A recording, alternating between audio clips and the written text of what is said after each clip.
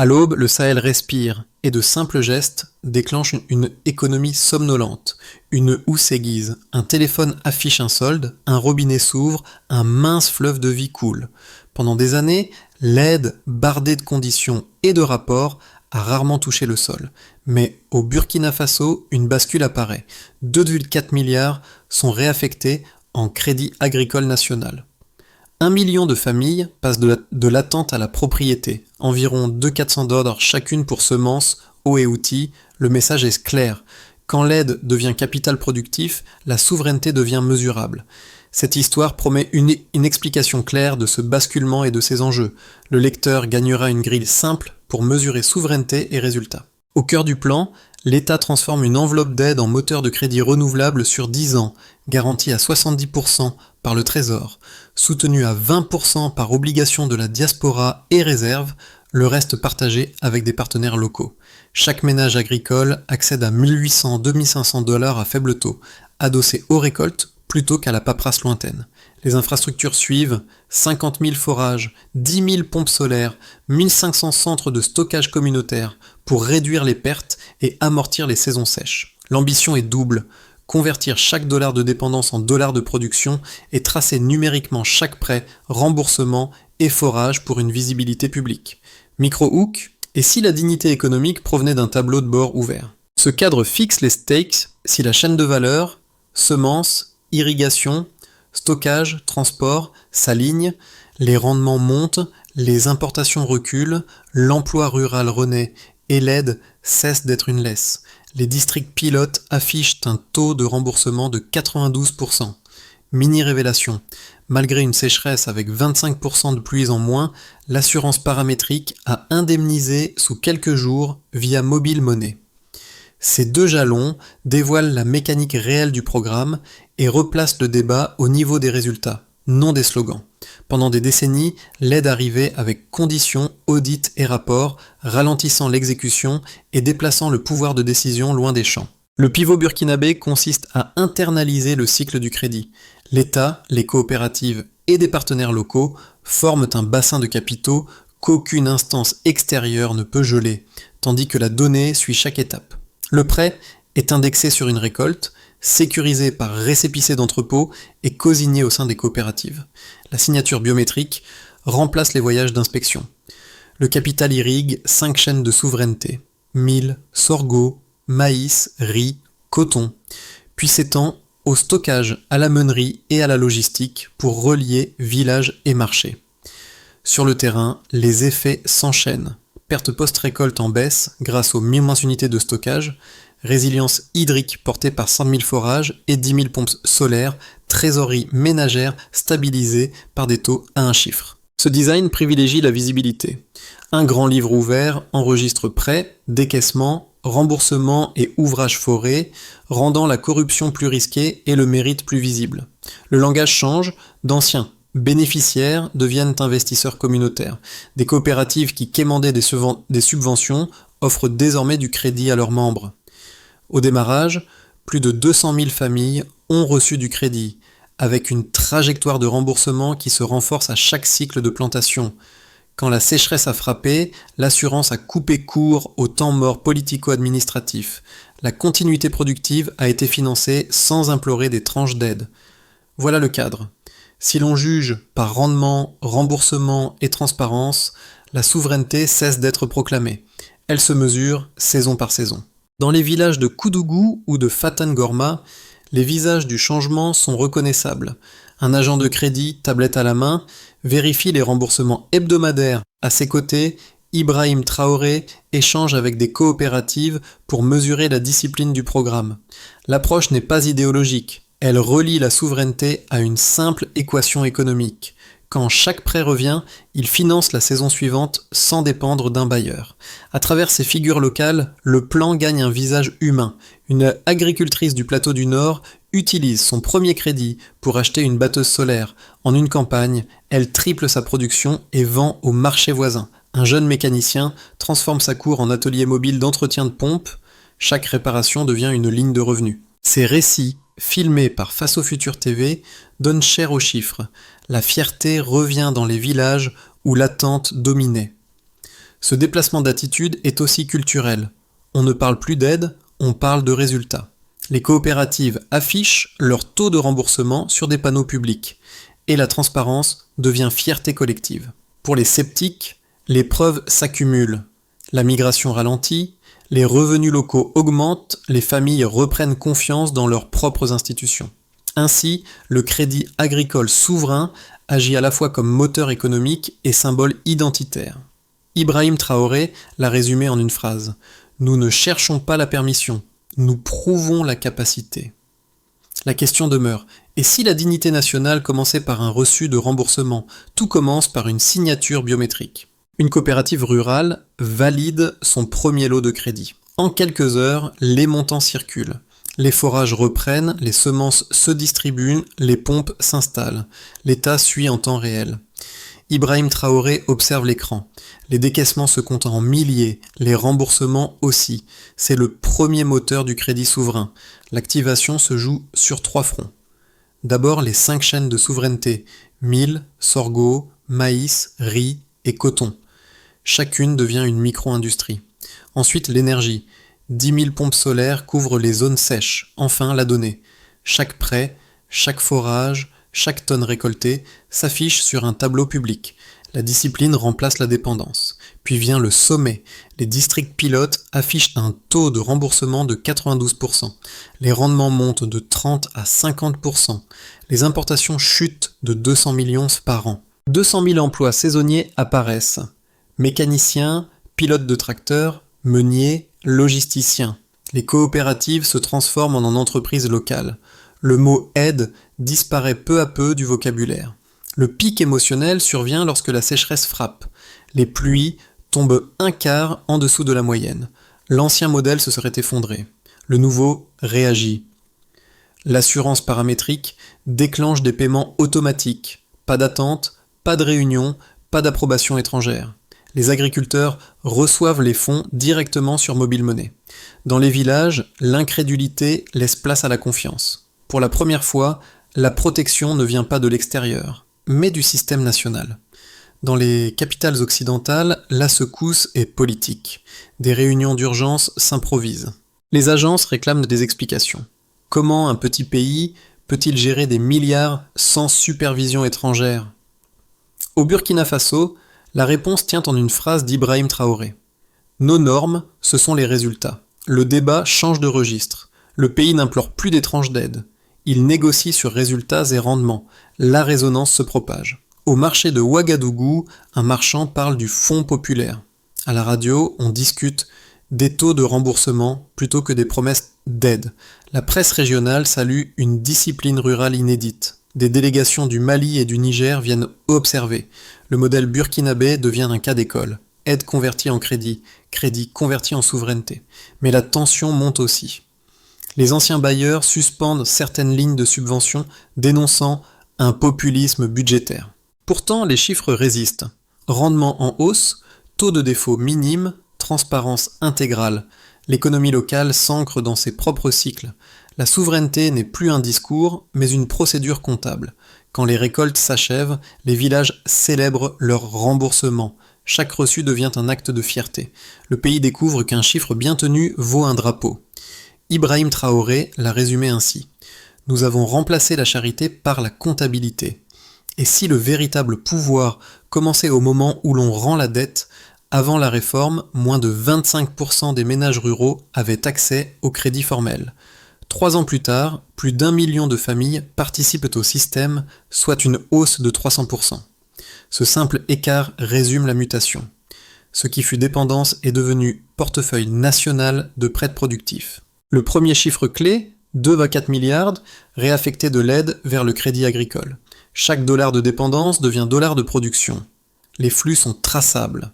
70% garantis par l'État, 20% soutenus par obligation de la diaspora, 10% par partenariats locaux.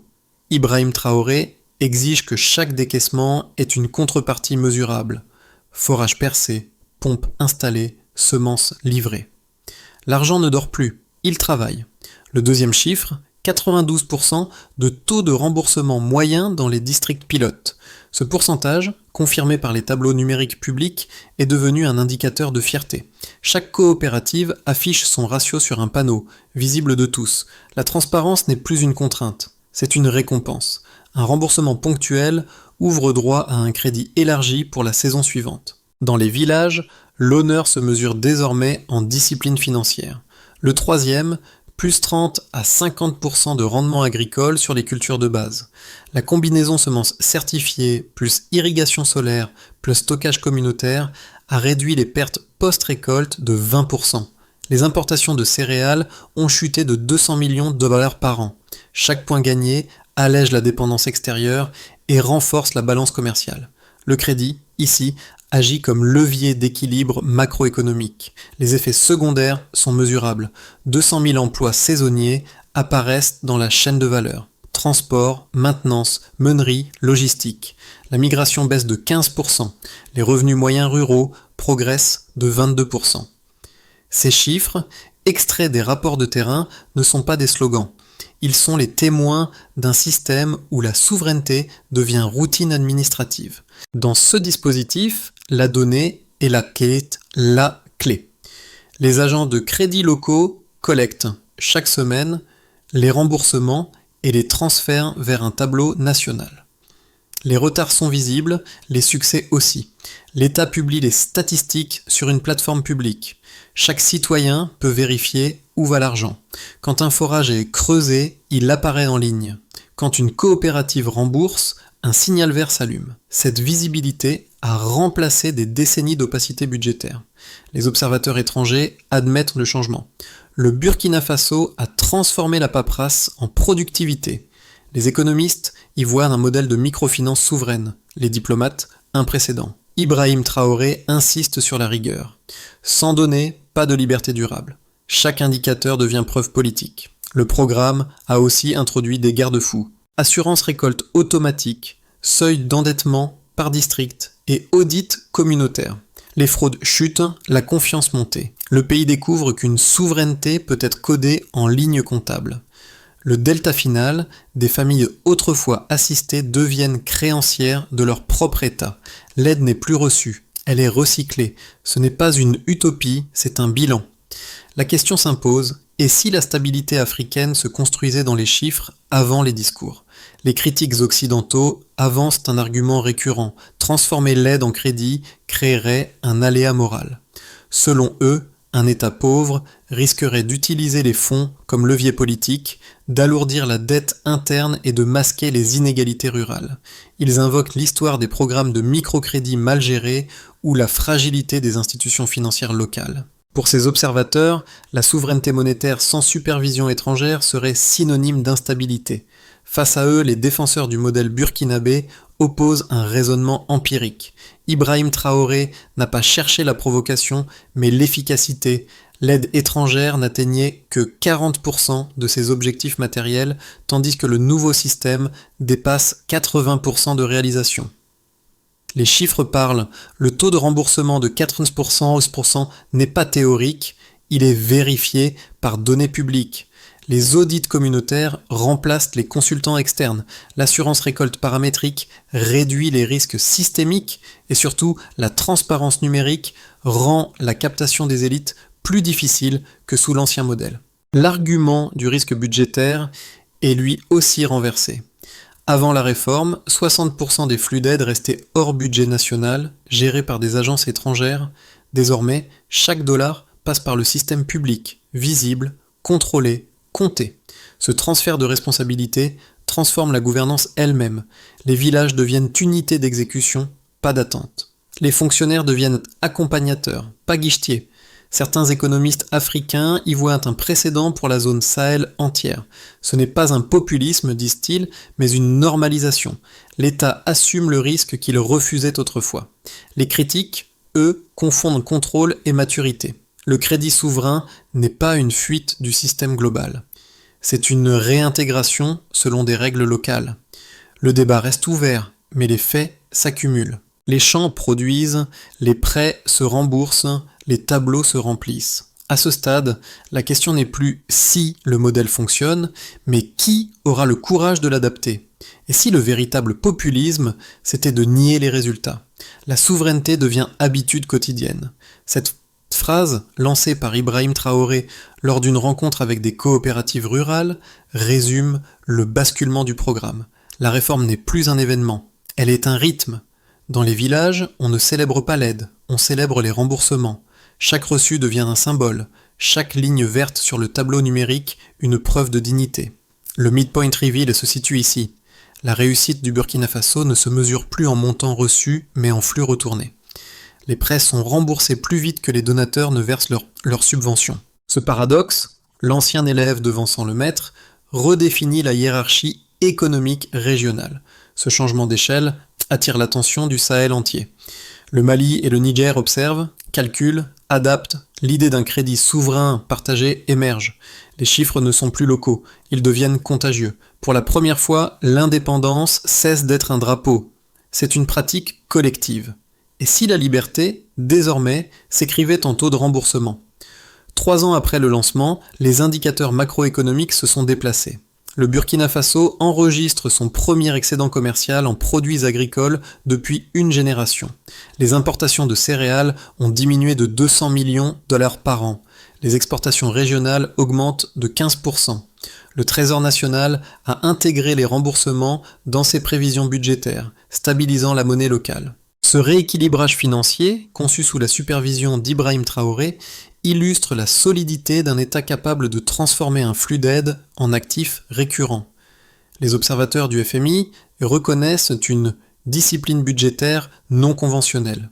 Le pays, jadis perçu comme dépendant, devient créditeur moral dans sa région. Les petites et moyennes structures locales connaissent une renaissance. Des ateliers d'irrigation produisent désormais les pompes autrefois importées. Les mécaniciens, logisticiens et transporteurs ruraux forment un réseau intégré à la chaîne agricole. En 3 ans, plus de 200 000 emplois saisonniers sont devenus permanents. La productivité moyenne a bondi de 35%. Les partenariats entre coopératives et équipementiers nationaux réduisent les coûts et ancrent le capital à l'intérieur du pays. Cette dynamique crée un écosystème autonome. Chaque prêt agricole devient un contrat d'entreprise. L'économie informelle s'assainit, la TVA et les cotisations sociales progressent. Le secteur privé découvre que la souveraineté peut aussi être rentable. Les effets sociaux sont visibles. Le crédit abordable a remplacé les emprunts usuraires à 25%. Les familles stabilisent leur trésorerie, investissent dans la scolarité, conservent leurs récoltes grâce aux nouveaux silos communautaires. La migration des jeunes vers les capitales chute de 15%. Les coopératives féminines se multiplient. Près de 40 000 femmes gèrent désormais des microcrédits internes. Dans les campagnes, la fierté remplace la résignation. Nous avons compris que la dignité se rembourse, confie une agricultrice filmée par Face au Futur TV. Le sentiment d'appartenance nationale se nourrit d'un acte concret, rendre ce qu'on a emprunté.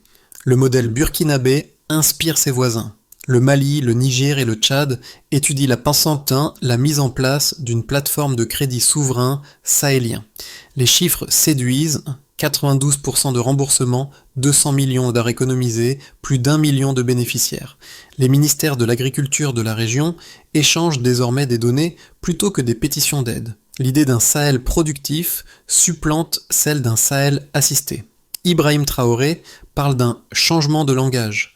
Les mots dépendance, don, subvention cèdent la place à bilan, rendement, transparence. Ce passage d'un vocabulaire humanitaire à un lexique économique marque une révolution culturelle.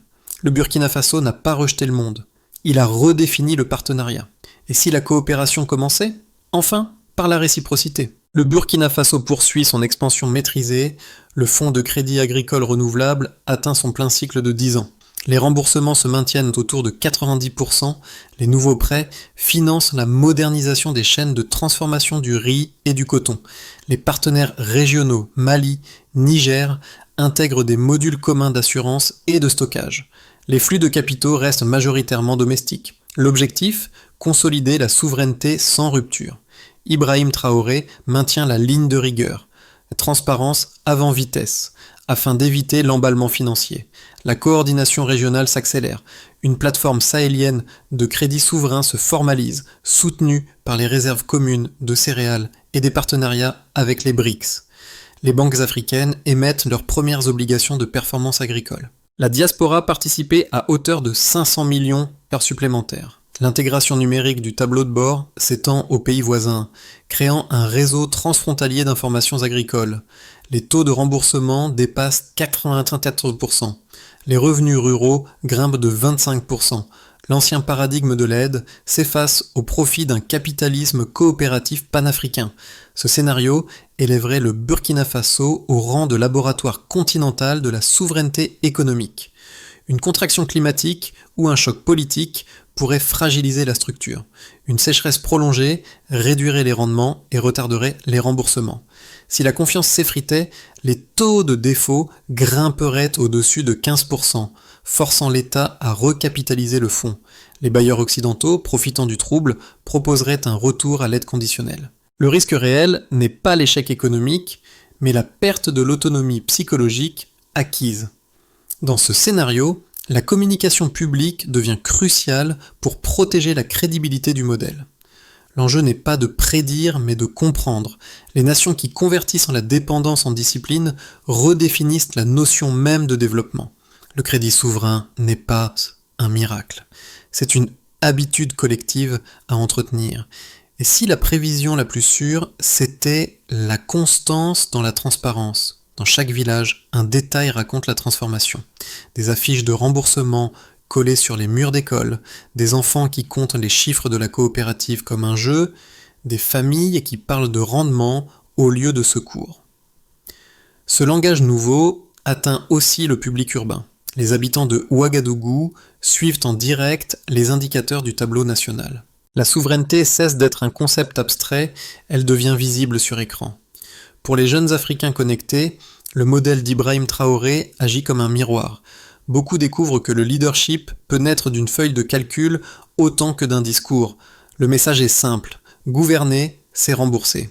Ce réalisme inspire les créateurs, journalistes et entrepreneurs qui redéfinissent le mot indépendance dans leur métier.